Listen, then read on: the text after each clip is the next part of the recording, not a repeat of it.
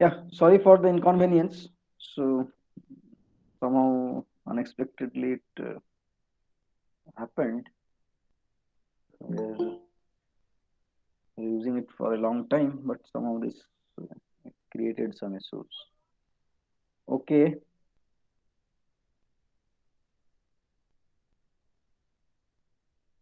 so you can see the screen, right?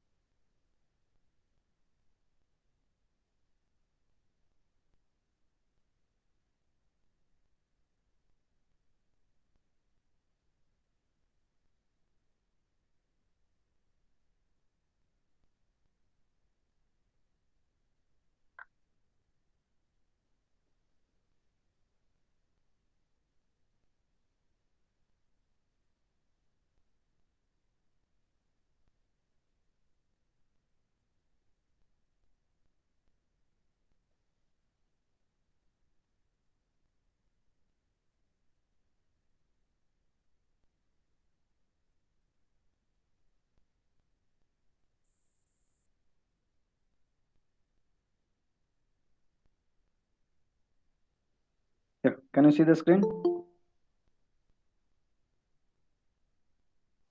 Yes, sir. Okay. Yes, sir. Oh,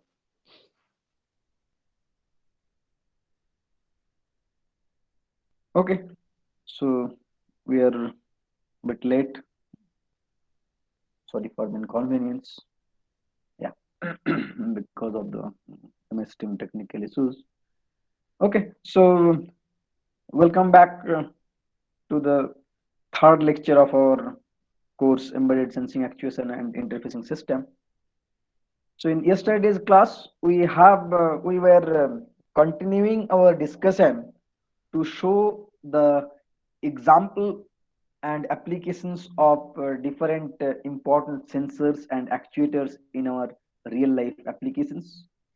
And the area what we were discussing is on automotive domain. So under that, in the previous class we have talked about the airbag system, and there we have seen the utility of different sensors actuators. Then yesterday we have seen the utility of electronic stability control system, and we observed what are the important roles of different sensors and actuators. Followed by that, we have also seen the smartphone example, inside which different type of sensors actuators are installed or basically located to serve different operations and purposes. After that, we also mentioned that in our human body also we do have the sensory organs as well as the actuators like hands, limbs, and we have given the example of this basic feedback control loop where the role of sensor and actuator were discussed elaborately. Followed by that, we have also formally seen that what is the role of sensor actuator along with their example and the interfacing aspect.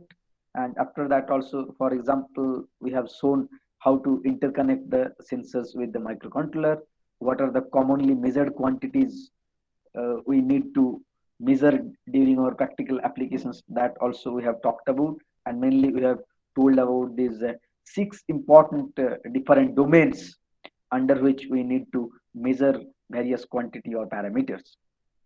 Followed by that, we have shown this basic sensor structure where we told that in order to measure some unknown or physical quantity, we along with the sensors, we need a couple of other interfacing blocks like signal conditioning, signal processing, as well as some interfacing blocks so that the measured value can be finally displayed in a more convenient manner. For example, we told about the LED display or 7 segment display. We can see the measured value, and also based on our requirement, we may be able to transmit the measured value wirelessly through Bluetooth, Wi-Fi, GSM to other remote location as well.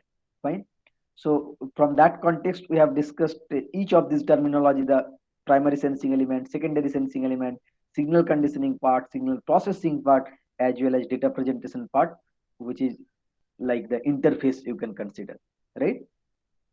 And after that, we ended our discussion by mentioning that how to choose a sensor based on what factors, what parameters we can choose a sensor which will suffice our purpose for the intended application. So from that context, we told that one major characteristic is with respect to the transducer properties, under which the range, linearity, these terminologies will come. Another factors is with respect to the environmental factors, and last factor is with respect to the economic issues, right? So based on these factors, the sensors which will consist of the particular parameters or factors which we are interested for the intended application, accordingly we will judiciously choose a particular sensor, right?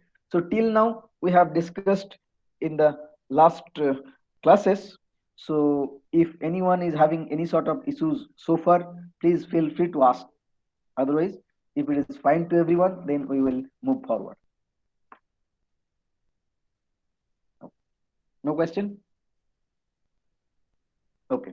So now, yeah. So in the last slide, we have seen that the different parameters or different features, right? That based on which we have to choose a sensor. Now, this is one sample.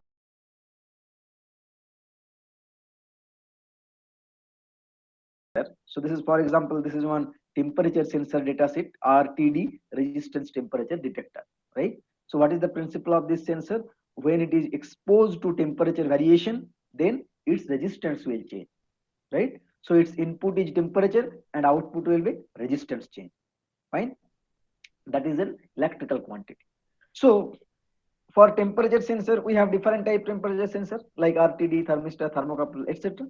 Now, based on my requirement, what sensor will suffice my purpose, I have to judiciously decide that. And how to do that? To do that, we have to refer the dataset for the specific sensor. So that's why for example purpose, we have just shown this dataset where what you can see in this dataset, some of the major specifications are shown, like what is the sensor type. So that is written as thin film platinum RTD. So that means the material is platinum and the type of the sensor is RTD, that is resistance temperature detector. Then some properties, some initial values are shown, that R0, that means that is the basic resistance, nominal resistance is 1000 ohm, and alpha is the temperature coefficients for the sensor, that is given as 0.00375 ohm per degree centigrade.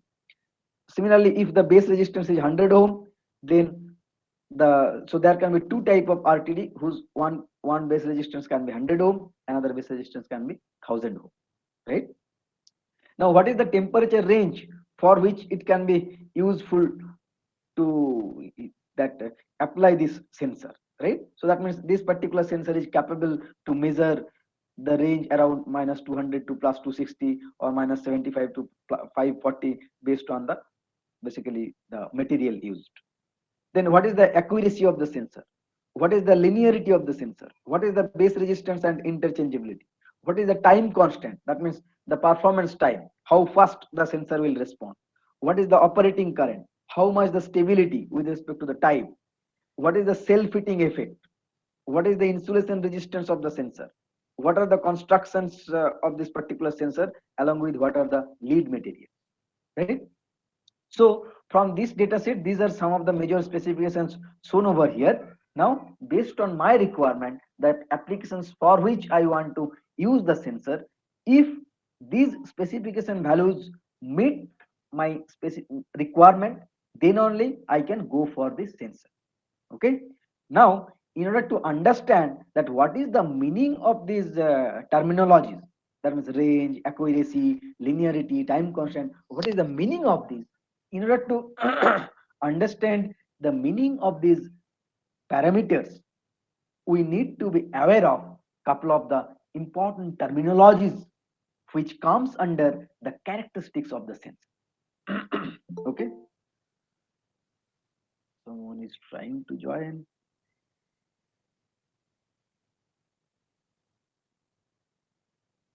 Yeah. So Jai Shukla, is it getting recorded? Hello, Jai Shukla.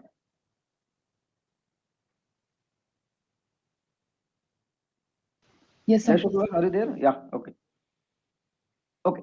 So in order to understand the data sheet of a sensor, we need to be aware of couple of the important terminology which comes under the characteristics of the sensor. So what is how many type of characteristics are there? There are mainly two type of characteristics. One is called as the static characteristic, another is called as the dynamic characteristic. Okay. So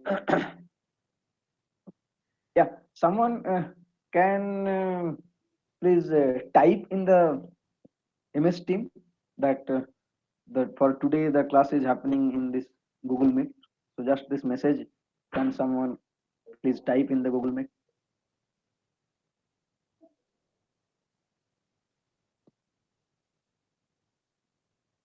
Maybe Jai Sukla, you can type that. Okay. So the static characteristic, what does it mean?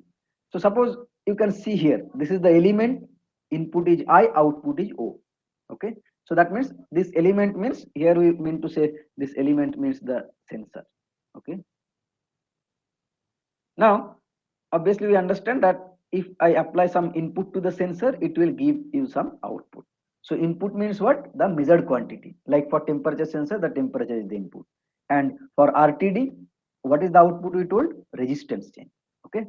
So similarly for other sensors, the parameter which I want to measure, that will be the input, and its output will be maybe some electrical quantity or mechanical quantity as per the sensor type. So static characteristic means when the input to the sensor is constant or very slowly varying, then the behavior.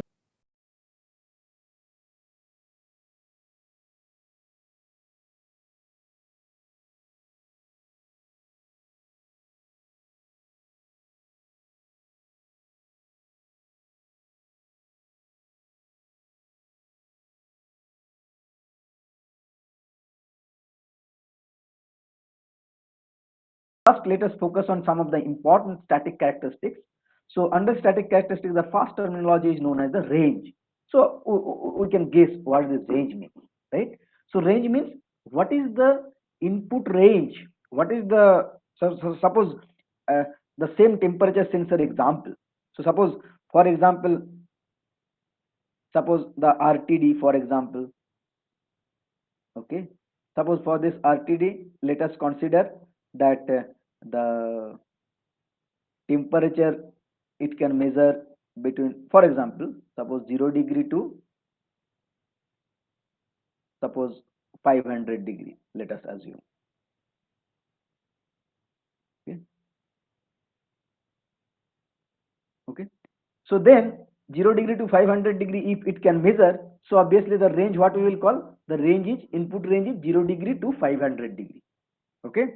Now suppose for that the corresponding output of the RTD, if we assume, suppose 100 ohm at 0 degree centigrade, let us consider the output as 100 ohm, and for 500 degree, let us consider it maybe something 650 ohm, just for example. Okay. Then what we will call, the input range of this sensor is 0 degree and centigrade to 500 degree centigrade, and output range of the sensor is 100 ohm to 650 ohm. Okay. The next terminology is known as the span. What is the meaning of the span?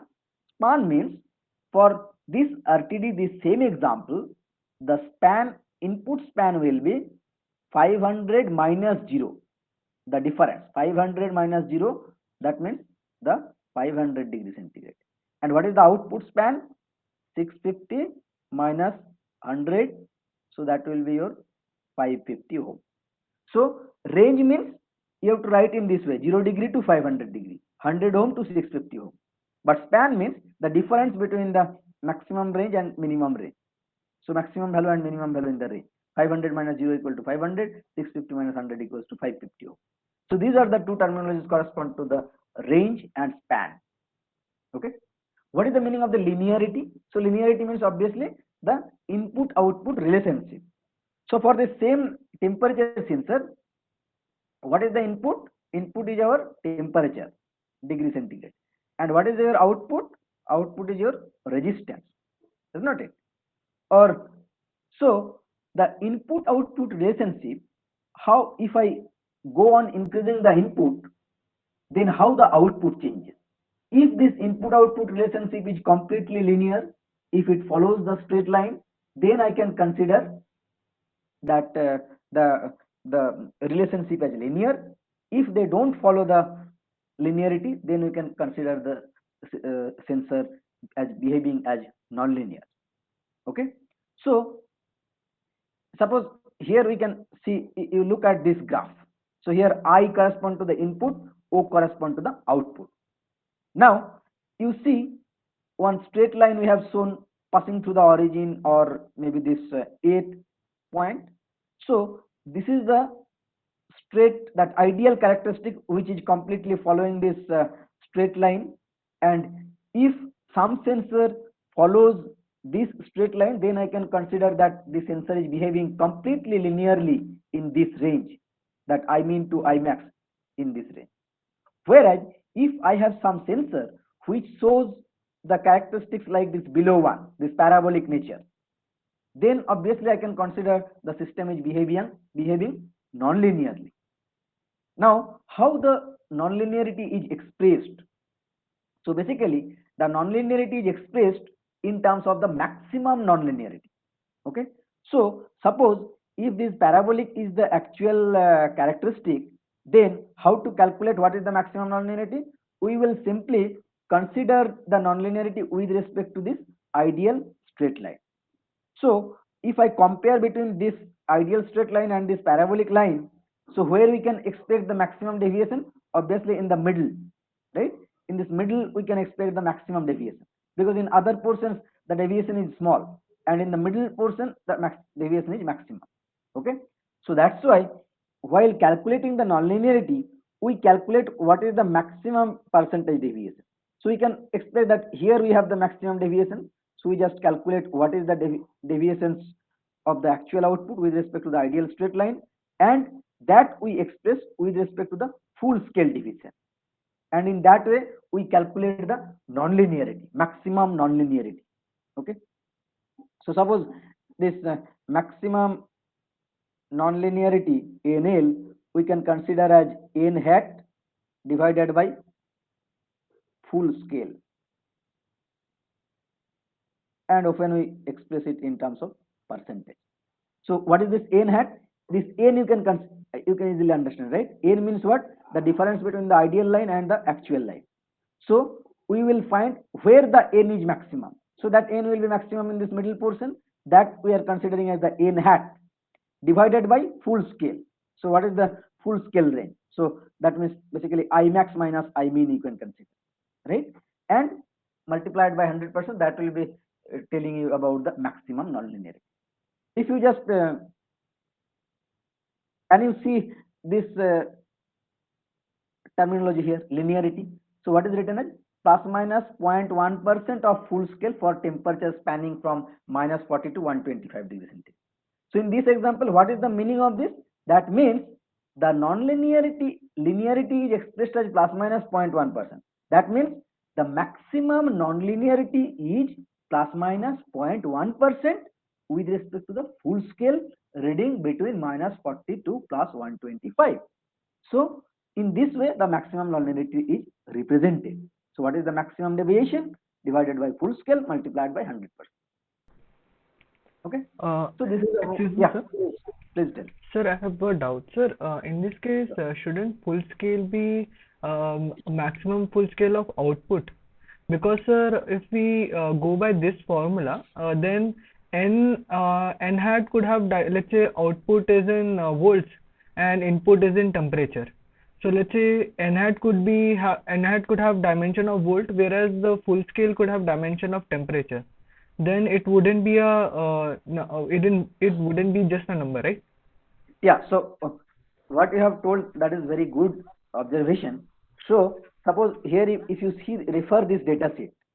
So what is written, that plus minus 0.1% of full scale for temperature spanning minus 40 to 125. So what you said, that suppose when we talk about the sensitivity of a sensor, so sensitivity of a sensor means delta output by delta input, or basically that linear. So suppose in this case, how do we define the slope? The slope is k, right? In this case the slope is k. So slope means what? Delta y by delta x. So that slope is having, so in this case, if I consider that output is resistance, input is temperature, so then k will be having some unit. So k will be having that temperature, that resistance by temperature likewise. So slope is defined in that way. So similarly, the in this case the nonlinearity is also with respect to the slope variation, because here in this straight line the slope is finite slope k, but here you can have different slope.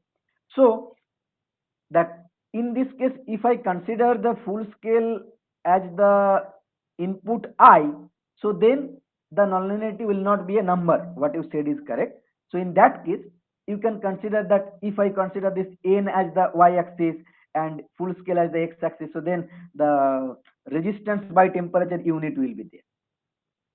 And but we are more interested to to define the behavior in terms of linear non-linear. That means whether the slope is linear or non-linear, we want to identify that aspect. So here, if you express with respect to the full scale, then definitely it will be having some unit, but it will tell you the nonlinearity percentage with respect to the full input range. Whereas if you express it, if you want, you can express it with respect to the output, then your O min minus O max minus O min, in that way you can consider, then it will be unitless. But that that will not be that much useful information, because why I am saying, because that we are more interested to define it in terms of its measurement range, that how much input range it is capable to measure. And suppose if I consider in this curve, if I consider my input range is only, suppose from here to here, if I consider, so then obviously the nonlinearity I don't need to calculate in the middle. So here I will say in this range what is the maximum nonlinearity. Similarly, if I want to use the sensor between this range, so then in this range what is the maximum nonlinearity. Similarly, for this range what is the maximum nonlinearity. So depending on my requirement, how much temperature range I am using or is my requirement, so based on that I will calculate the nonlinearity. So here from this data sheet, as you can see, that plus minus 0.1% with respect to the minus 40 to 125. And obviously, if you use the sensor in larger range, maybe minus 75 to plus 540, then you can see that the percentage is increasing 2%. And that is with respect to the full scale. Okay, so I hope, does it answer your question? You got the ideas Yes, in sir. Yes, terms of. I understood it. Thank you, sir. Okay, fine. So next terminology is our sensitivity. So what is the meaning of sensitivity? This is the change in output with respect to the change in input. Okay, so that is also you can consider with respect to the slope.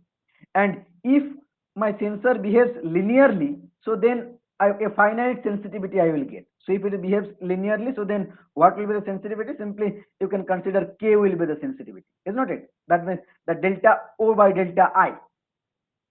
But if I consider the second graph, where this is a typical characteristics of a thermocouple, so where thermocouple, our thermocouple is also one type of temperature sensor, where input is T degree centigrade temperature and output is in voltage, microvolt. So normally the thermocouple output is non-linear with respect to the input temperature variation. So you can see this is the typical graph, and since it is non-linear, so that's why you will get different slopes at different operating points. Now, how to calculate the sensitivity? If it would have followed the straight line, then only the K would have been the sensitivity. But since this is varying is non-linearly, so that's why I have to decide with respect to what operating input I want to calculate the sensitivity. So here, for example, if I consider with respect to the 100 degree centigrade, what is the slope? So then I can consider for this operating range, the slope, for example, I am getting as 35 microvolt per degree centigrade. Whereas if I consider my operating temperature as 200 degree centigrade, I can see the slope is coming little more, 42 microvolt per degree centigrade. So likewise, depending on linear and non-linear nature of the sensor, I have to calculate the sensitivity.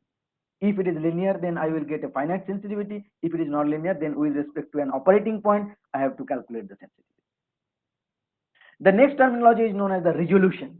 So resolution, what does it mean? The technically resolution means the smallest change in input which can be detected by the sensor. Okay, the smallest change in input which can be detected by the sensor. So suppose for the same temperature sensor example, if we consider, so suppose at 0 degree centigrade, suppose at 0 degree centigrade, my resistance is suppose 100 ohm. Okay, now you go on increasing this temperature, maybe 0.1 degree centigrade, then you are measuring resistance. Suppose you are not getting any change, then you increase 0.2. Suppose you are not getting any change. Same, suppose you increase to 0.3 degree. Suppose you are not getting any change. Then suppose, for example, when you are increasing the temperature to 0.4 degree, so then suppose suddenly you can see the resistance is changing from 100 ohm to maybe 100.2 ohm, just for example. So what does it mean? What is the smallest change in input it can detect? What I can understand from this? Someone quickly tell me. 0.4 degrees Celsius. 0.4 degree, because 0.1, 0.2, 0.3 it is not showing any change. Now for 0.4, suppose it is showing change from 100 to 100.2. That means what is the smallest change in input the sensor can detect? That is 0.4 degree centigrade. Okay. Now don't think that it is always with respect to 0 degree. Maybe you can consider suppose at 10 degree centigrade, for example. Suppose at 10 degree centigrade, you have just suppose at 10 degree centigrade you have 103 ohm, just for example. Then you are just changing 10.1, suppose no change, 10.2 no change, 10.3 no change. Then suppose when you are considering 10.4, then suppose it is changing from 103 to 103.2, just for example. So this is with respect to the what is the smallest change in input it can detect, and that can be very well illustrated by this graph. So where x-axis corresponds to the input, y-axis corresponds to the output. Now suppose just for here, suppose at this particular point, at this particular input, I am getting the output over here. Now I am just increasing the input. I am during this interval, when I am changing the input, the output is not changing, it is flat line. Only when I am exceeding this value, then the output is changing from here to here. So that means this is the smallest change in input that we are denoting as delta IR. That is called as the resolution of the sensor. Okay, so can you understand that why we need to be aware of this specification terminology? Because in the data sheet, in the specification table, these different important terminologies will be mentioned, and with respect to those terminologies, the corresponding values will be shown. Now if you don't understand or don't know that what is the meaning of this terminology, then you will not be able to interpret the data sheet. And in order to interpret the dataset properly, so that I can choose judiciously the specific sensor which can meet my purpose or serve the requirement. So unless I understand the dataset completely, I will not be able to judiciously choose the specific sensor which will meet my requirement. So that's why we are studying this static characteristics. So is it clear to everyone about this 1, 2, 3, 4, 5 important terminologies? Any doubts? So regarding sensitivity, is it? I mean that it is the local slope of that curve. I mean output versus input. Yes, so what I told that if it is linear, so then no issue. If it is linear, then your only one slope you will get, that is the K will be the sensitivity. K, suppose for K volt per degree centigrade likewise. But if the sensor behavior is non-linear, then how to calculate the sensitivity? I have to calculate the sensitivity locally. Locally means with respect to some operating point. Technically we call with respect to some operating point. So suppose you can consider that with respect to 100 the slope is 35 degree, 35 microvolt per degree centigrade. So that not necessarily means that only at 100 degree this is the thing. You can consider this range. So suppose piecewise linear consideration. So suppose for example, suppose 90 degree to 110 degree. For example, you can consider with respect to this range, the sensitivity you can consider roughly as 35 microvolt per degree centigrade. Okay, so in that way we can define the sensitivity with respect to a specific range and operating point. Okay, sir. Okay, any other question? Okay, if not, let us move forward. So the next characteristic is called as the accuracy. So accuracy normally what we interpret, suppose if I tell you one sensor is 50% accuracy, sensor is having 50% accuracy, another sensor is having 70% accuracy.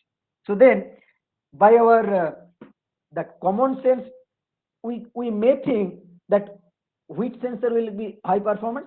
You can that's quickly tell that 70% accuracy means that will be the good sensor. That means if we compare between 50% accuracy and 70% accuracy, you can quickly tell that 70% I will choose the 70% accuracy sensor.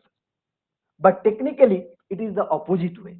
So accuracy is defined more in terms of the error percentage.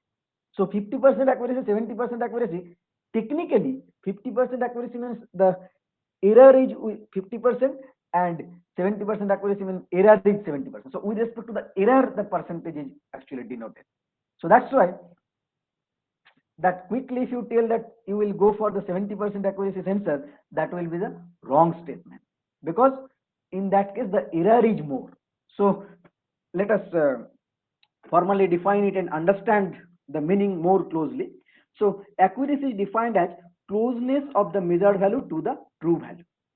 So what does it mean? So suppose the same temperature sensor example I am considering, suppose 100 degree centigrade is my true value. So suppose 100 degree centigrade is my true value. Okay, 100 degree centigrade is my true value which I am measuring. Now I am using one sensor 1, and sensor 1 is showing suppose 98 degree centigrade. I am taking another sensor 2. Sensor 2 is showing suppose 96 degree centigrade. I am taking another sensor 3, that is suppose giving the reading as 90 degree centigrade. Or maybe you can consider suppose little more 102 degree centigrade. Okay, so then what I will call that sensor 1 is showing 98 degree with respect to the true value 100 degree. So that means the error is 2%. 100 minus 98 by 100, so 2% error. So accuracy is defined in terms of 2% for sensor 1. For sensor 2, accuracy will be defined as 4%. For sensor 3, it will be defined as 2%. So that's why you can define it in terms of plus minus also. So this is, you can consider minus 2%, this is plus 2%, or in other way, plus 2% minus 2%. So plus minus X%. Okay, so in that way the accuracy is defined. It will give you the closeness of the measured value with respect to the true value. Fine. Another terminology is called as the precision. So what is the meaning of precision? Precision means suppose you are doing the measurement multiple times. You are doing the measurement multiple times using same sensor. So suppose at first reading the sensor is showing 98 degree, second reading it is showing 96, third reading it is showing 102, fourth reading it is showing something other value. So likewise, suppose 10 times you are doing the measurement. Now that we can define by this diagram. So suppose this one is my true value, this middle one is my true value. Now I am taking multiple measurements. So you can see these are the measurements. So one type I am taking the measurement, I am getting this value. Second time I am getting this value. Third time, fourth time, fifth time, sixth time. So 6 times I am taking the measurement using same sensor, but they are giving wide apart values. So they are not correlated. You can see that every time I am measuring, I am getting different values, deviated values. On the other hand, suppose in the second case, if I consider, suppose this is my true value, and I am taking multiple measurements, and every time I am doing the measurements, I am getting the values surrounding to that. On the third case, my true value is the middle one, and every time I am doing the measurement, I am getting the all the readings around this true value. So these are the three cases. So precision is with respect to the repeatability of the sensor, or basically multiple times if I am doing the measurement, how much they are deviating. So in this first case, since 6 times the values are wide apart, so that's why we will call the sensor precision is very low precision, because the multiple times measured values are wide apart, they are not close enough. So that's why the sensors which will give this type of reading, we will call the sensor is having very low precision as well as very low accuracy. Accuracy is also very poor because this is my true value and this is the actual value. They are deviating wide apart from this true value also, and multiple times the measurements are also not close to each other. On the second case, you can consider the accuracy is poor because this is your true value and these are the measured value. Accuracy is poor, but precision is very high. Why? Because 6 times I am doing the measurement and 6 times I am getting the values very close to each other. So that's why in the second case, if some sensor behaves in this way, then I will call the sensor is having very low accuracy, but the precision is very high.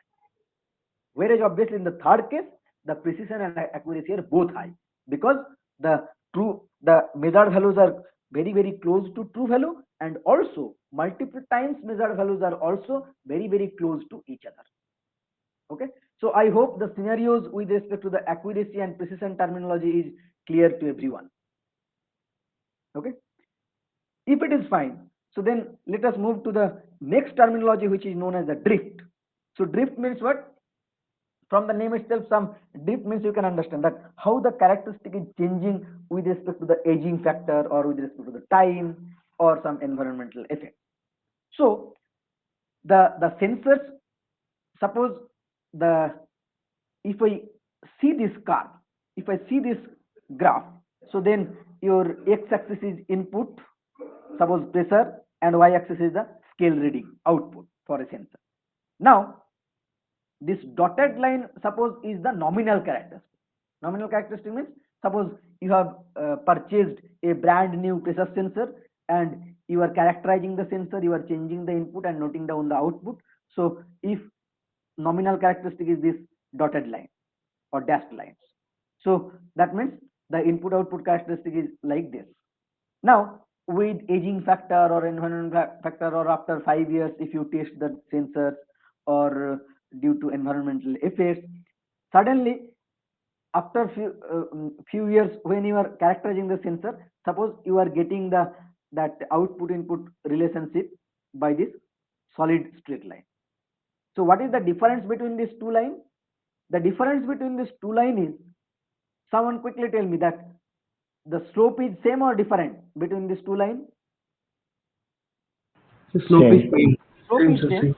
only the zero reading is different. Zero reading means at zero input it was showing zero output, the actual characteristic, but the solid line correspond to at zero reading, zero input also some finite output is getting, you are getting, and that is getting added throughout the range. So simply it is shifting up some it is shifted up by some bias value. So this type of drift characteristic is called as a zero drift. Zero drift means at zero reading some drift is happening. On the other hand, if you look at the second second characteristic, then this dotted line is the nominal characteristic, and after a few years you are testing the sensor and you are getting this characteristic, where you can easily identify the slope is different between this curve and this curve. But at zero input, both are showing zero output itself. Only change is with respect to slope. That means the sensitivity is getting affected. So that's why this type of characteristic is called as the drift characteristic. sensitivity drift. This is called as a sensitivity drift. Okay, so here that means the sensitivity is changing with respect to this dotted line and the solid line. Whereas the third case combines both the facts. In the third case, you can see the when you are testing the sensor after a long time, then the solid curve what you are getting, that is having different zero value with respect to the that dotted line, as well as the slope is also getting changed. So that's why this characteristic is called as the both zero drift as well as sensitivity drift is happening for this. Okay, so I hope the drift characteristic is also clear to all of you. Next terminology is known as the noise.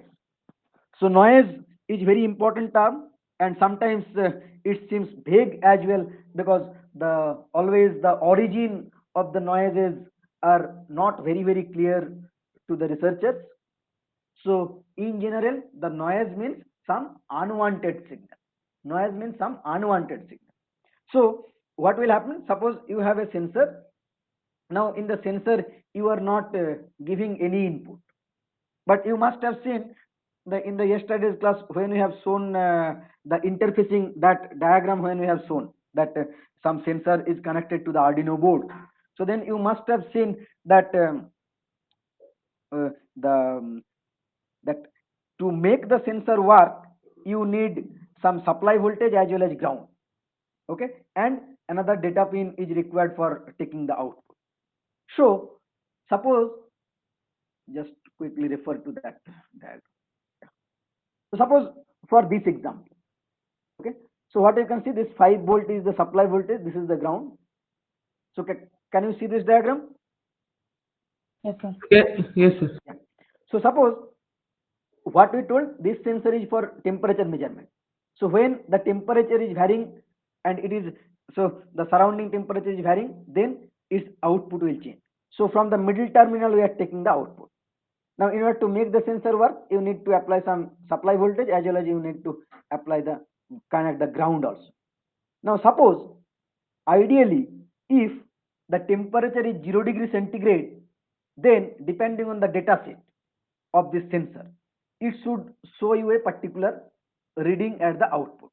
And suppose for that RTD what we told, at 0 degree centigrade it will show you 100 ohm, at 100 degree centigrade it will show you around 138 ohm. Okay, so similarly for this sensor, this is basically IC type sensor, semiconductor based sensor. Here also for 0 degree centigrade, suppose you will get some, just for example, suppose 5 millivolt. Then for 10 degree centigrade 10 millivolt, or some parameters based on the data sheet or based on the sensitivity. Now suppose the you did not apply any input over here. You did not apply any input over here. That means the temperature is suppose some room temperature or some 0 degree value. So then as per the data sheet you should get a particular value. Now it may happen that you are not changing any temperature, your temperature is fixed at room temperature, so your output should be also fixed because you are not changing the temperature. But it may happen even if you are not changing the input, then also you are getting some output observation in the waveform or in the reading. Where from that thing is coming? So that thing we call that mostly they are coming from some unwanted noise. Where from the unwanted noise is coming? Because in order to make the sensor work, we are giving some supply voltage and ground, and this particular sensor works on the IC principle, semiconductor principle. So some circuit components is there, diode principle you can say, right? So because of the applied supply, or because of some that floating wire or floating pins, somewhere it is picking up some noise from the environment, and because of that the output is getting changed. So there can be different type of sensors which can, different type of noises which can affect my sensor measurement. So what are the important type of noise? Mainly 3 types. One is called as the thermal or Johnson noise, second is called as the short noise, and third one is called as the flicker noise. So these are the main noises. You can have some other noise factors as well.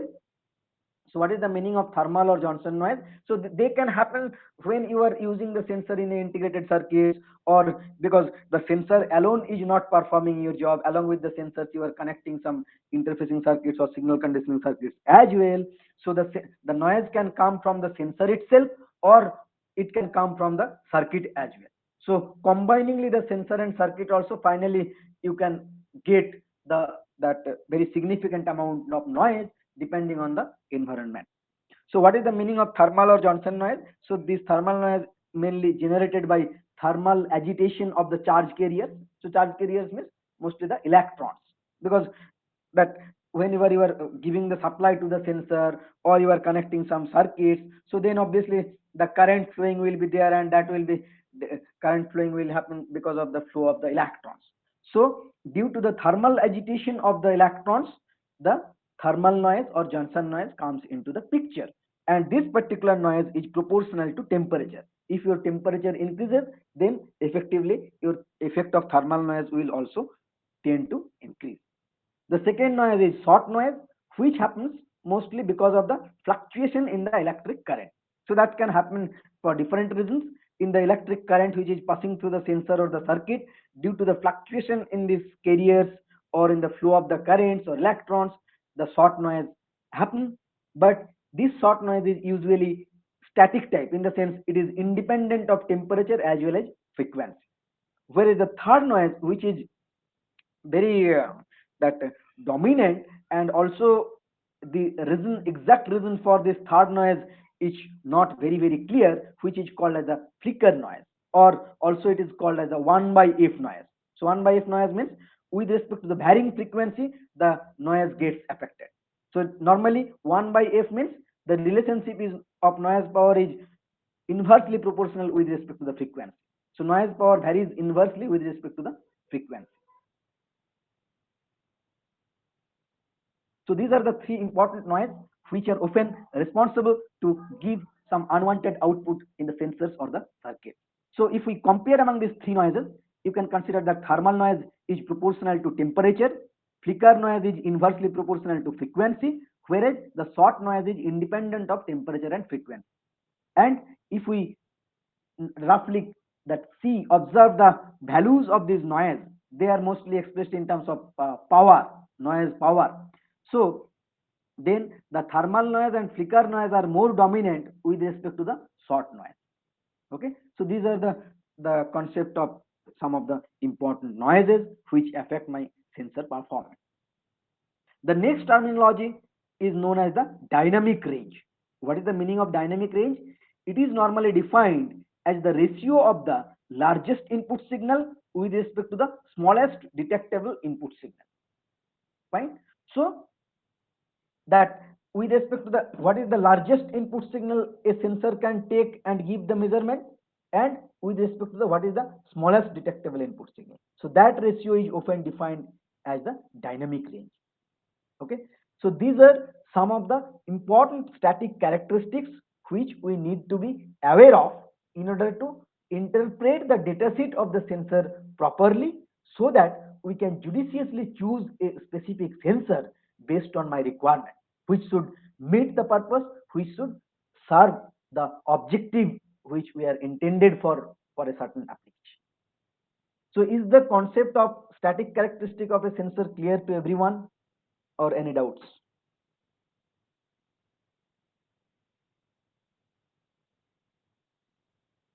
Okay. So if no doubt, so then let us move forward to the next characteristic, which is known as the dynamic characteristic. Okay. So what is the meaning of the dynamic characteristic? What we told, that in static characteristics we told that when the input is constant or slowly varying. But dynamic characteristic means if the input signal is changed suddenly from one value to another, or if the input is gradually changing, then how the output will behave, how the characteristic of the sensor will look like, that will be dictated or defined by dynamic characteristics. Okay, so suppose you can see this is one image of a temperature sensor RTD type. So this is one RTD temperature sensor, platinum RTD you can consider. Okay, so suppose initially the sensor is kept in room temperature. So normally suppose 25 degree centigrade room temperature is there and the sensor is kept, and obviously at that room temperature if I measure the resistance of the sensor, I will get some resistance value. But suddenly suppose I have taken one container where some boiling water is there, suppose 100 degree centigrade, and now suppose suddenly I am taking this sensor from the room temperature and suddenly dipping in the 100 degree centigrade boiling water, right? So suppose here you have the boiling water 100 degree centigrade and I am just taking this one and dipping inside this container. Okay, so someone quickly tell me that initially the reading of the sensor is with respect to the 25 degree. Now as soon as we will dip the sensor inside this container which is having boiling temperature of boiling water with temperature 100 degree centigrade, then someone quickly tell me, should it show the change instantaneously or it may take some time to show the reading change? Sir, So it it will will take take some time. Exactly. So it will take some time. Why? Because internally the sensor is having certain response time. Okay. So it will require certain amount of time after which it will respond to the stimulus, and that is the dynamic characteristic because it will take some time. Okay. So if you see this data set, you just check it. Suppose here this time constant, can you see? So this time constant is with respect to the dynamic performance.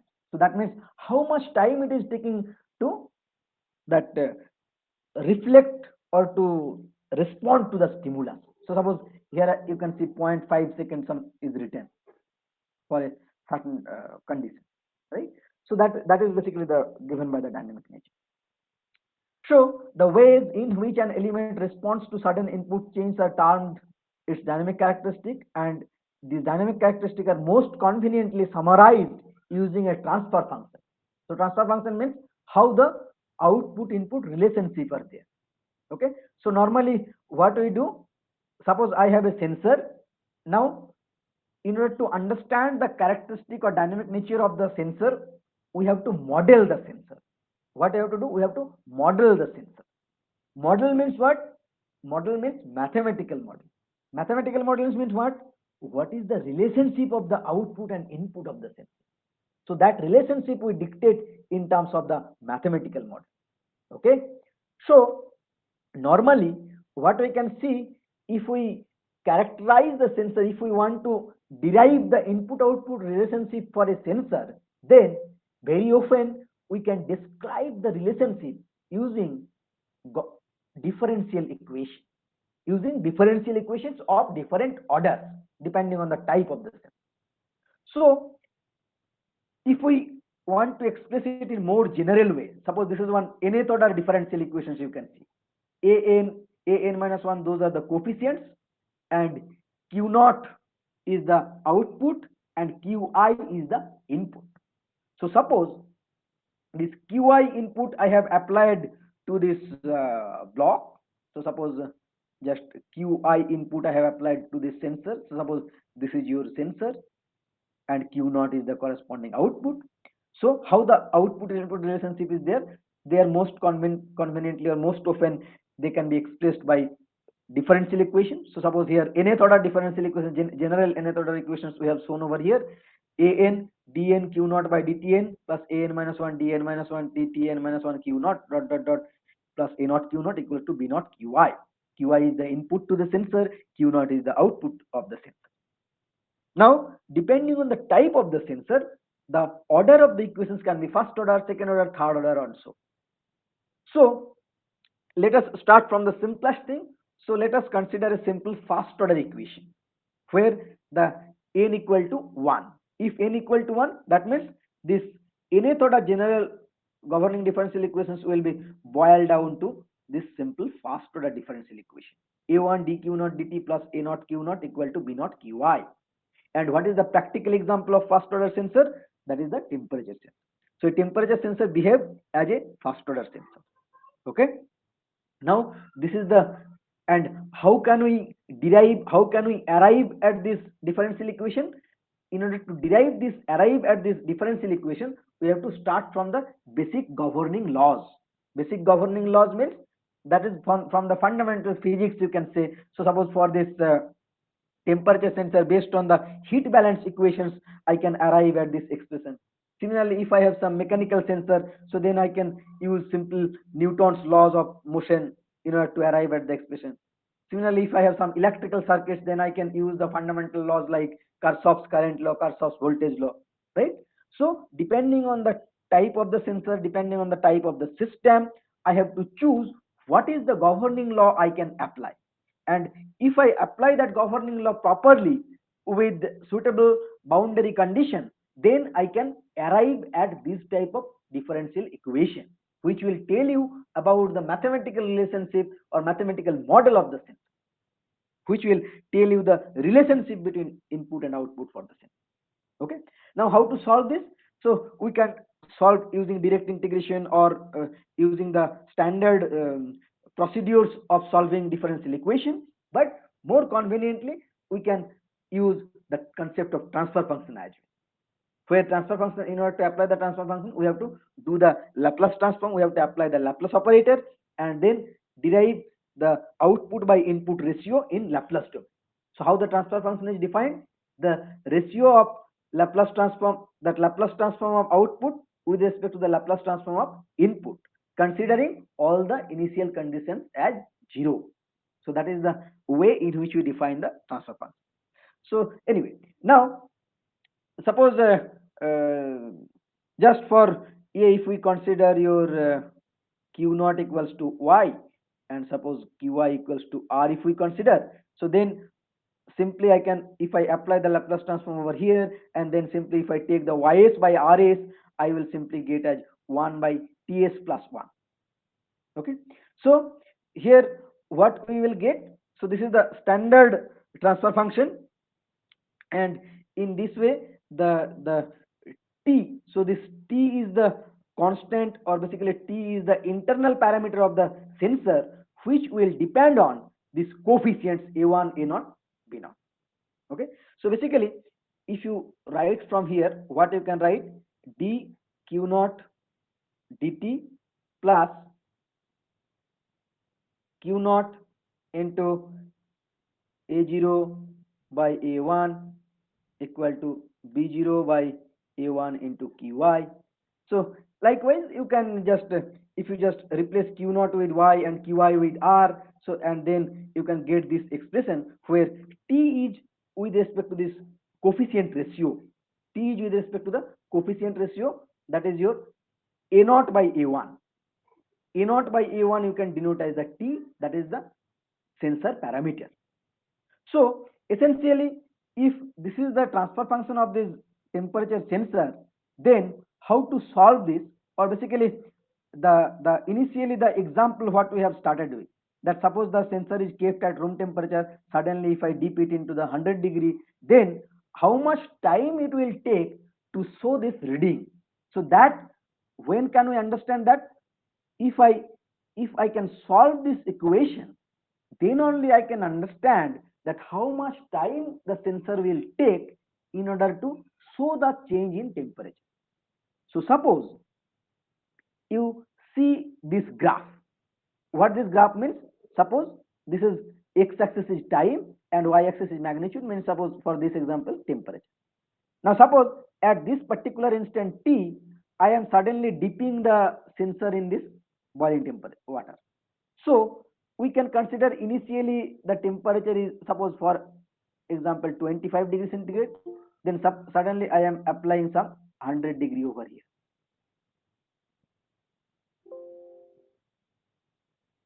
Okay, someone.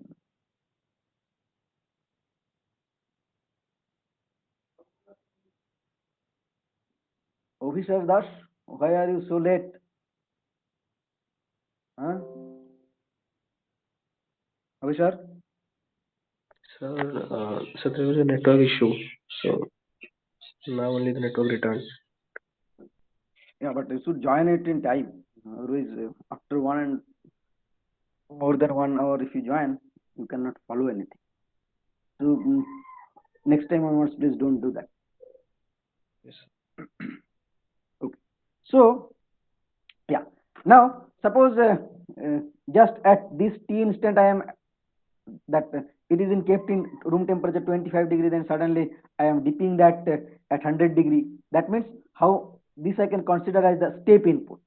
This I can consider as the step input. What is the value of the step input? Magnitude of the step input 100 minus 25. So 75 degree centigrade step input I have applied, I can assume like that. Okay. Now at this particular instant t, I have applied the step input 75 degree, and you can see how the sensor will behave to show the change in output. So this is the curve, instrument output as it is written. So this is the curve the sensor will follow. That means it will take some good amount of time to show or to reflect the change in the temperature. So you can see it will take around more than this amount of time. So if I consider this, so more than this much time it requires to reflect you the change in output. Okay, how we can calculate that? If I solve this simple first order difference, that transfer function.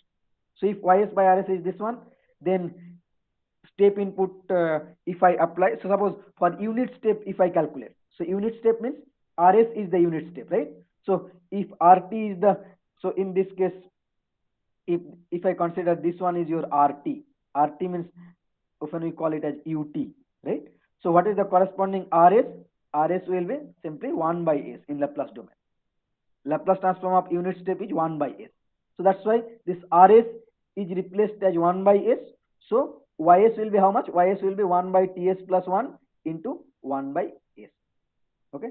Now if I just partially fraction it, if I use the partial fraction expansion, y is equal to 1 by ts plus 1 into 1 by s, that I can write as 1 by s minus t by ts plus 1, that I can simply write as 1 by s minus 1 by s plus 1 by t.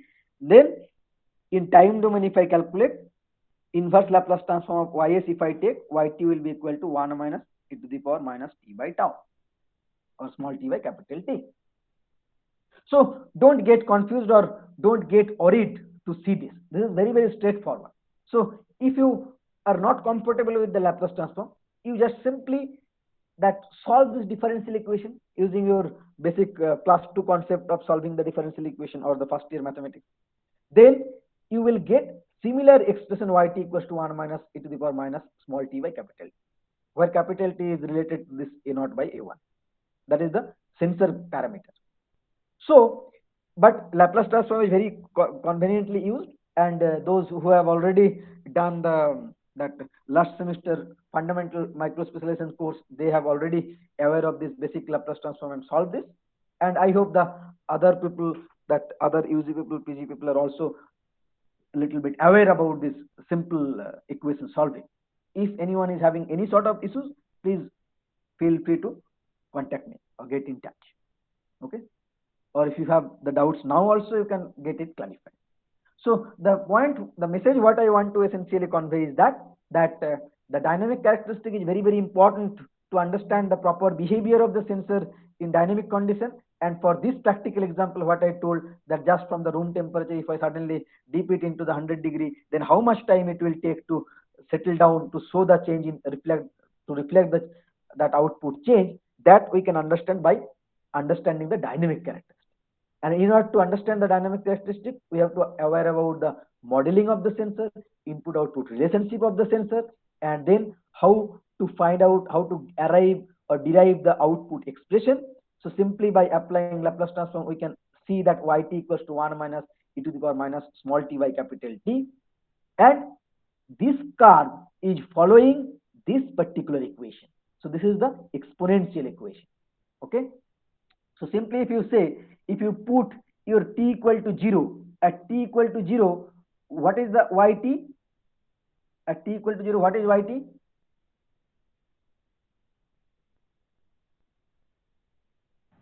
0. 0, because 1 minus e to the power 0. E to the power 0 means 1, so 1 minus 1 equal to 0. So at t equal to 0, your output y equal to 0. Then at t equal to infinite, what is y? At t equal to infinity, what is y? 1. 1. Very good. So that means it will ideally, theoretically, it will take infinite time to settle down to the final value. So it will take infinite time to settle down to this final value 1. But obviously, for practical concept or for practical application, we cannot wait up to infinite time. Rather, how long we will wait? We mostly define it in terms of the t, that capital T, what is called as the time constant. So what is the interpretation of time constant? Suppose if you look at this expression yt equals to 1 minus e to the power minus small t by capital T, then if this particular equation would have followed the initial slope, if you calculate the initial slope, what is the initial slope? What is the expression? Yt equals to 1 minus e to the power minus small t by capital T. Now you just calculate dy dt at t equal to 0. Someone quickly calculate dy dt if you take and small t equal to 0 if you put, what is the value you will get over here? 1 by t. 1 by t. Everyone got the same or any other opinion?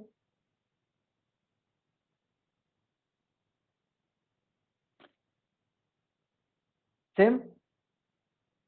So what is the meaning? That the initial slope is 1 by t. So that is denoted by this dotted line. If the sensor would have followed the initial slope, then after capital T amount of time, it would have reached this final value.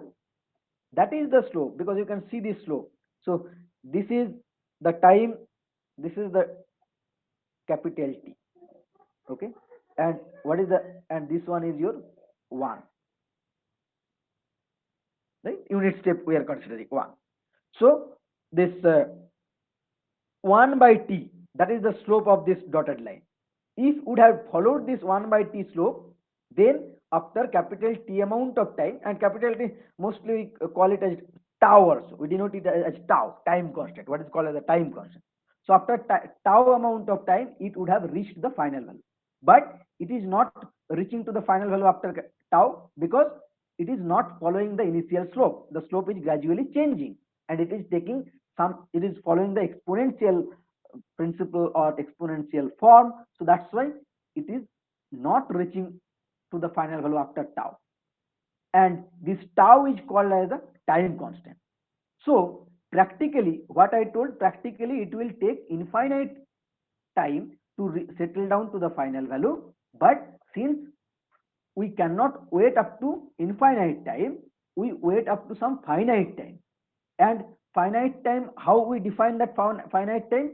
In terms of tau, that n tau. Tau is the time constant, and n tau time we wait in order to calculate the value. And how long we will wait? We will not wait up to 100%.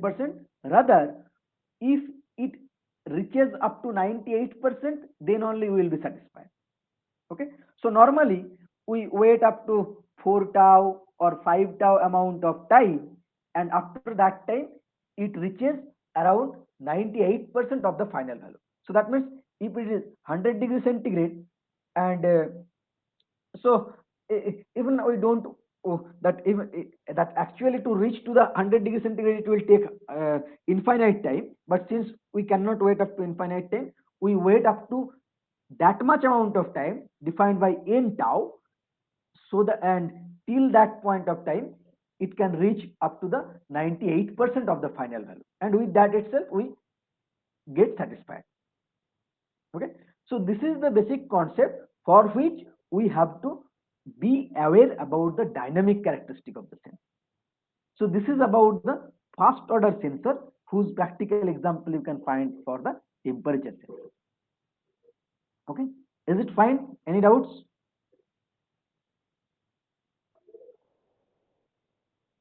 Okay, if fine, so then let us look at the second order sensor also. What is the example of second order sensor? That we can find as a mechanical sensor, for example, accelerometer. So second order sensor means the input output relationship can be governed by the second order differential equation. Here we have shown the nth order general differential equation. For first order n equal to 1, for second order n equal to 2. So here this is the standard second order form. Okay, now the practical example can be found for the accelerometer or acceleration sensor. And acceleration sensors, if I want to model an accelerometer sensor, I can model it using the mass spring damper system. Okay, so this is the mass spring damper system, and for the mass spring damper system, this is the standard governing differential equation. So basically, for the mass spring damper system, this is the typical model we can consider. This is your K, this is your lambda, that is the damper, and this is your mass. Okay, so if I apply some force on this mass, so then if we draw the free body diagram of this mass, so then this is your F, and because of this force F, you will be having the spring restoration force that is proportional to x. If the displacement of the mass is x, so then the spring force will be k into x, and the damper force is proportional to the velocity, that is x dot. Okay, so if I draw this free body diagram, so then this is the input force, and because of this input force, the spring restoration force is proportional to x, that is k into x, and damper force will be proportional to the velocity lambda into x dot, and another force will be what? Inertial force, m into x double dot, right? Because if x is the displacement, then x dot is the velocity and x double dot is the acceleration. If you that force balance this free body diagram, then what you will get? Simply mx double dot plus lambda x dot plus kx, that will be equal to your input force F, and F equal to what? Mass into acceleration, mass into acceleration A. Okay, so that is the governing differential equation. So in this way you can, you remember in the last slide we told that how to arrive at this differential equation, that is by applying the basic fundamental governing laws. In the temperature sensor we have to apply the heat balance equation. In case of these mechanical sensors, we can simply use the force balance equation. Okay, so by applying that equations we can arrive at this expression, and then I have to, in order to understand the characteristic of the sensor, I have to solve it. So we have shown the solving steps for the first order sensor. Similarly for second order sensor also, either you can go for the straightforward differential equation solutions, or you can use the Laplace transform. So here just we have shown that Laplace transform, if we apply delta x by delta a in Laplace domain S, or basically for your convenience you can simply x by a also you can write x by as, x by as also you can write, and that I can represent it in this way. So actually they will be the function of this inherent parameter am, lambda, k, but often we denote the second order transfer function in this fashion, where the omega n is represented as root k by m, that is known as the natural frequency of the sensor, and zeta is represented by lambda by 2 root km, known as the damping ratio of the sensor. Okay, and k is the static sensitivity you can consider. So this, using this, instead of denoting this using m lambda k, we often denote the transfer function by only two terms, omega n and zeta, and inside this omega n and zeta itself, this k lambda m, they are inherently present. Okay, so if you solve this equation then you can understand the behavior of this second order characteristic, second order sensor characteristic properly. Okay, so mainly it is a function of natural frequency and damping ratio. And the last slide we have seen that if I apply some step input for the first order sensor, then it will take tau much amount of time, that is called as the time constant, right? So here also we represent, or basically the characteristics will be changing depending on the omega n and zeta value, which are the inherent parameter of the sensor. Here we have shown this step characteristic, step response. So you can see this x-axis is time, y-axis is the output, and if you play around with this damping factor zeta, if you play around with the damping factor zeta, then you can get different characteristic for a step input, right? So here again at t equal to, at this instant we have applied this step input, and for that step input you can see the output is not straightforward like first order. Depending on the zeta value, when the zeta value is 0, so then we will get this undamped oscillatory response, the solid sinusoidal line. And then gradually if you increase the zeta, so zeta equal to 0.1, 0.2, likewise if you go on increasing, so then gradually you can see that the oscillation is reducing. So this is for zeta equal to 0.1, 0.2, likewise, and for higher zeta the oscillation is completely gradually dying down. And based on this zeta value we have underdamped system, overdamped system, critical damped system, and for zeta equal to 0 we call as the undamped system. So depending on the zeta, the characteristic of the sensors will change for a step input. Similarly, depending on the omega n also, the oscillation frequency will change. And this is the practical image of the accelerometer sensor, which behaves as a second order sensor and which can have. So when we will look at the data sheet of the second order sensor, then we will get the natural frequency, the damping ratio of the sensor. Those are also essential in order to understand the sensor behavior properly, because those are the inherent properties. The inherent properties should be described by the dataset itself. Okay, so far about the static and dynamic characteristic of the sensors, what we have discussed, is it clear to everyone, or anyone is having any doubts, any difficulties? Please feel free to get clarified your queries or questions. Sir, Yes. for the first order sensor, the response time is like it should be around 4 to 5 time constants, right? The response time. Yes. Yes, yes. Okay, sir. Yeah. So tau is called as the time constant, and response time is denoted as 4 tau, 5 tau, like this. Okay. But tau is the time constant, and response time is denoted mostly by 4 tau, 5 tau, likewise. Okay. Okay. Okay. So if it is the basic characteristic, if it is clear to everyone, then we will move on to our discussion on some of the important type of sensors, their characteristics, features, important aspects, etc. Okay. So if you have any doubts, please feel free to ask. So far, if you have anything in mind, any clarifications required, otherwise we will move on to the discussion of different type of sensors, their working principle, characteristics, and so on.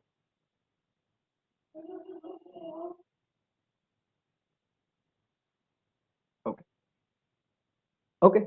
So if it is fine, so then let us move forward.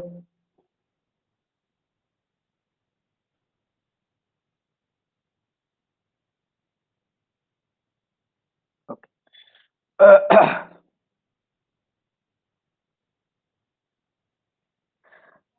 Just to check, so whether you if we quickly, although in the beginning of the class we quickly recap the previous concepts and then we move forward.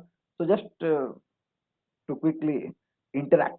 So someone can quickly tell me that in airbag system, in airbag deployment system, what are the sensors used?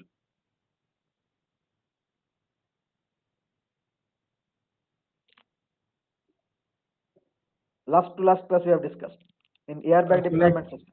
so speed sensors, pressure sensors. Okay. What is the main sensor?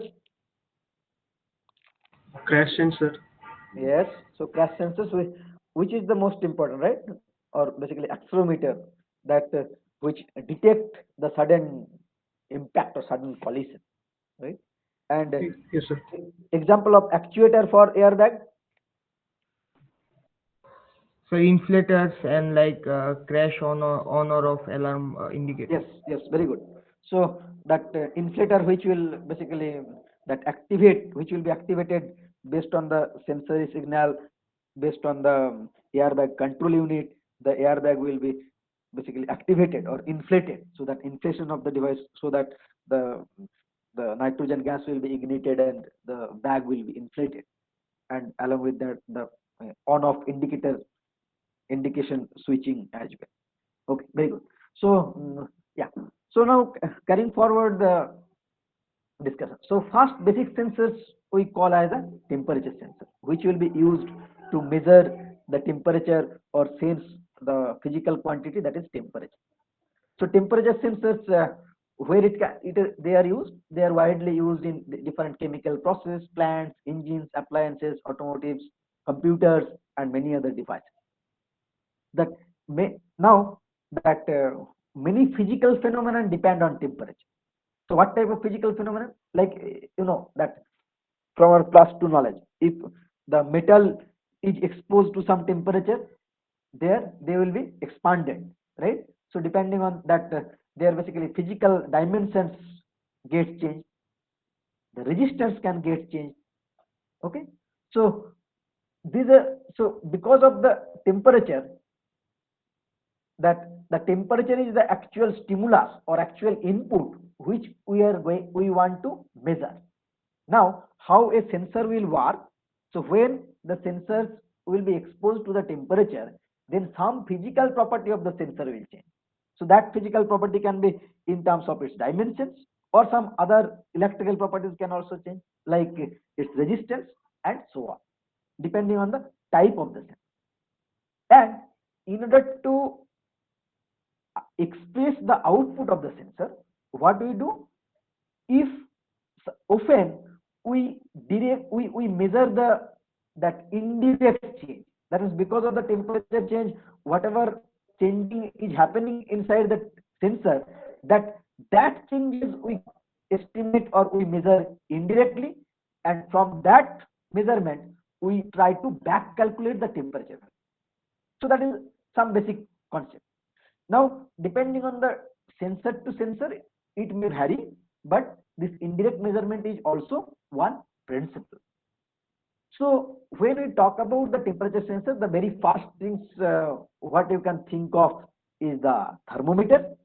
But thermometer is very straightforward, where when the thermometer is exposed to the temperature variation, suppose in order to measure your fever or body temperature, so then what will happen, as soon as you touch the thermometer, that specific portion into your body, so then the mercury which is present inside the thermometer, that gets expanded, and the graduated scale is there, marking is there. So from that marking, how much volume the mercury has been expanded, from that we do the measurement or get the measurement of temperature. But as far as our embedded system development are concerned, or digital system development are concerned, or the mostly practical applications which are concerned, so there we are more interested to get electrical output from the sensor, right? So that's why for that for most of the applications we choose the sensor in such a way which can give you electrical output, may not be directly, but at least by doing some indirect way also we should get the electrical output. So the first sensor which can comes into your mind is the bimetallic strip, although its principle is completely based on the physical dimension change, because this works on the expansion of the volume or the length, you can say, because if the bimetallic strip depends, suppose this is your metal A, this is your metal B, when they are connected in this fashion and when they are exposed to the temperature variation, so then metal A will be having one temperature coefficient, metal B will be having another temperature coefficient, and because of the variation of temperature coefficient, either they will be bending towards this side or that side, depending on that values of the temperature coefficient, right? So basically they will be expanded in different way because of the different thermal coefficient. And here we don't have directly the electrical output, but still this bimetallic strip finds its application in thermostat, right? In thermostat, depending on if the temperature exceeds certain value, so this will be expanded in certain way, and accordingly it can that break or make the electrical connection. So if the thermostat will be on, then you can consider it will be making the electrical connection. If it needs to be off, if it exceeds certain that critical value, so then it needs to break the connection, right? So suppose you can consider the room heater or the electric iron. So that concepts you can consider where the bimetallic strip can be used as a temperature sensor. Although it does not have the direct electrical output, but still for making or breaking electrical connection, it can be used. Now, next, let us move forward to the temperature sensors, which will give you the electrical output. So the first sensor, which is known as the resistance temperature detector, RTD, which is the fundamental temperature sensor, and from the name itself, resistance temperature detector means depending on the temperature value, the resistance will get changed. And by this time already we have seen the datasheet of the RTD as well as the characteristic. That means the RTD will behave as a first order system. What are the typical specifications for a RTD? So those already we have seen in the datasheet and in the previous discussion. So when we talk about the resistance temperature detector, so we have to be aware of what are the materials used. So typical materials are used as the metals, like it can be made of with nickel or copper or platinum, and depending on the type of the materials, the thermal coefficients will change, the characteristics will change, the linearity, the sensitivity. So those parameters will also get changed. So that's why when you talk about the RTD, under RTD also there are variants depending on the different materials. Now, which RTD will suffice our purpose? That we can understand only when we can go through their dataset, and the particular RTD which will suffice the purpose, that only we can choose, right? So that the principle is that resistance of most metal increases reasonably linearly with a specific temperature range, and typically the RTD can be used in the range of -100 to +800 degrees centigrade. What are the salient features of RTD? They are having very high accuracy, they are having good linearity and repeatability. How the input output relationship is there for the RTD? You have seen that in order to understand the input output relationship, we have to that often we need to model it, or we have to express it using some equation. So for RTD, mostly this polynomial expressions can be found between your resistance and temperature variation. So at 0 degree centigrade, if the RTD resistance is R naught ohm, and at T degree centigrade, if the resistance is RT ohm, then the relationship between RT and the temperature is in this way: RT equals to R naught into 1 plus alpha T plus beta T square plus gamma T cube plus dot dot dot higher order nonlinear torque. So theoretically or ideally, the RTD is having very nonlinear expressions you can see. But this nonlinear expression, how can you linearize it? Because mostly we are convenient, or we want the relationship between input and output for a sensor should be linear. Then our calculation will be easy, or much more life will be much more simple for calculation aspect. So if obviously if you use the sensor in a small range based on the piecewise linear concept, then you can consider that particular sensor as behaving linearly in a small range, in a specific range.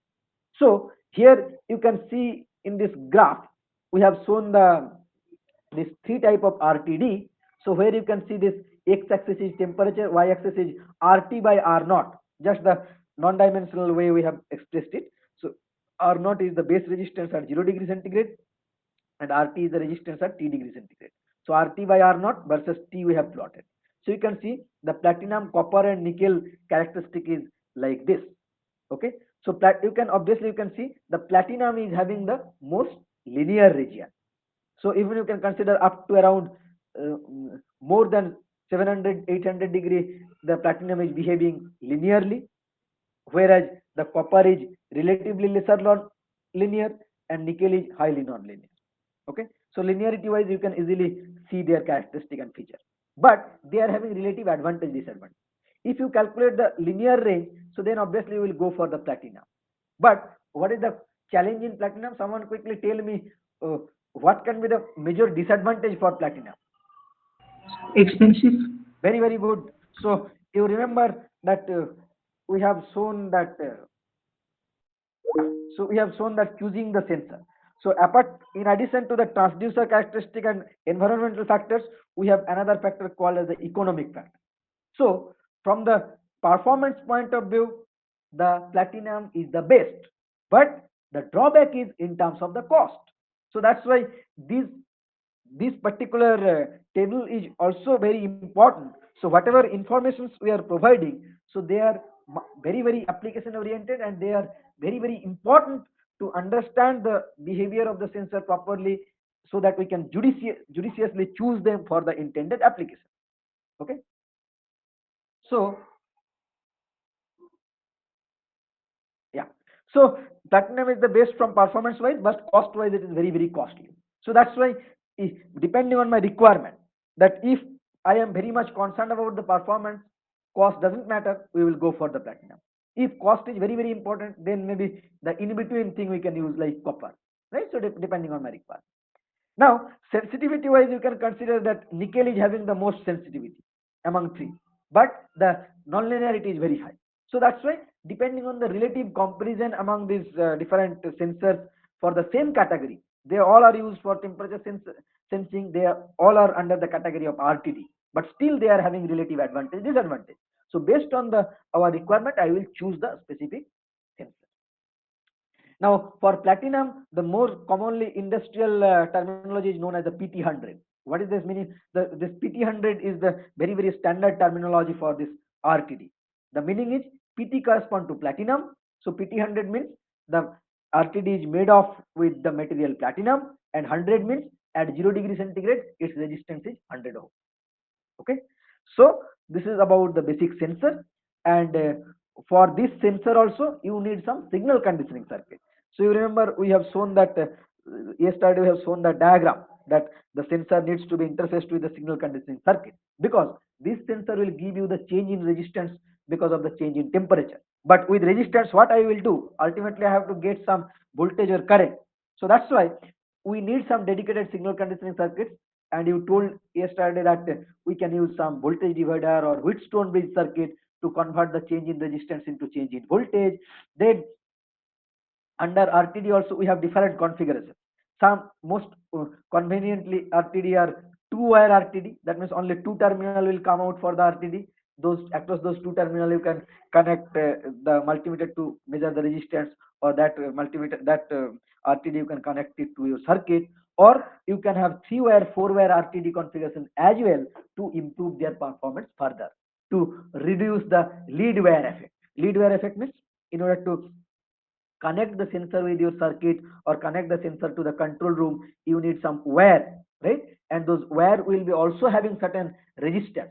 Now in order to, now those wire resistance may also get changed because of the environmental temperature, and as a result it may hamper your overall output performance, right? So that's why you have to be aware about. So you often we use three-wire, four-wire RTD configuration, which will compensate the lead wire effect. Okay, apart from the RTD we have thermistor. So thermistor is the materials are generally oxides or sulfides of metal, semiconductor, and mostly thermistor have negative temperature coefficient. That means their resistance get decreased with respect to the increase in temperature. Their sensitivity is very high, but nonlinearity is also at the same time very high. And here we can see the relationship between this RT and T in this polynomial way. But for thermistor, the R theta and temperature is denoted by this exponential relationship. Okay, so with this we will stop for today. If you have any doubts, please feel free to ask, or else we will continue in the next class. Sir, can you explain that three-wire and four-wire RTD configuration? Yeah, so that will take some time. So basically we can discuss in the next class in detail. So as of now, this, suppose this is your RTD, and this is normally these two wires are there, and across this two wire the resistance can be connected, but this you need some lead wire to take the connections from this actual place to the control room, and this lead wire are having some internal resistance, and their resistance may also get changed because of the ambient temperature. So that's why the output may get affected. So that's why sometimes we take some three-wire RTD or four-wire RTD to compensate the lead wire effect. So that it will take some time. So now today we don't have much time left. So that's why this the concept you can understand that this is to reduce the lead wire effect, and the details we can take up in the next class. Okay, Okay, sir. because the actual circuits and that will take some time for the description. Okay, any other question? Okay, okay. So if not, so then we will stop for today and quickly just check who are present. Pranav Shukla, Kirtan Manu Kumar Mali, please respond. Akula Sai Kiran, Present, sir. okay. Dev Malyo, Present, sir. Pratik Biswal, Present, sir. okay. Okay, and acha, so so tomorrow, okay. So thus we are taking the next class on Friday 6 p.m. right? And you can let me know if you have free slots some earlier also, maybe on Thursday or Friday some other time. Okay. Toritri Bhattacharya, Present, sir. Kumardeep Bashak, Present, sir. Ananya Ajay, Present, sir. Hare Krishna Agarwal, Yes, sir. Shashwat Datta, Sir, yes, I am present. Abhishar Das, late Present, sir. Devendra Praveen, Present, sir. Kari Yadu Hamsi Krishna, Present, sir. Muhammad Kanin, Muhammad Hanin KP, no, Arpan Dev, Present, sir. okay, Ankita, Present, sir. Kandikuppa Venkataramana, Present, sir. Sadashivam, Present, sir. Sobhik Boshak, Yes, sir. Present, sir. Shobhik was, sir. Nandakishore, Yes, sir. Aditya, Mamidi Hemant, Present, sir. Abhishek Kumar, Srish Mahapastro, Present, sir. Present, okay, Abhishek Srish both. Pansurya Kashyap, Present, sir. Patrick Ajay, Yes, sir. Present, sir. Pratmesh Vijay, Pratmesh, Yes, sir. Present, Pratmesh. Debolena Pramanik, Present, sir. Sumon Pal, Yes, sir. Present, sir. Uttaran Bhattacharya, Present, sir. Uttaran. Joy Shukla. Okay, fine. So thank you. We will meet on Friday.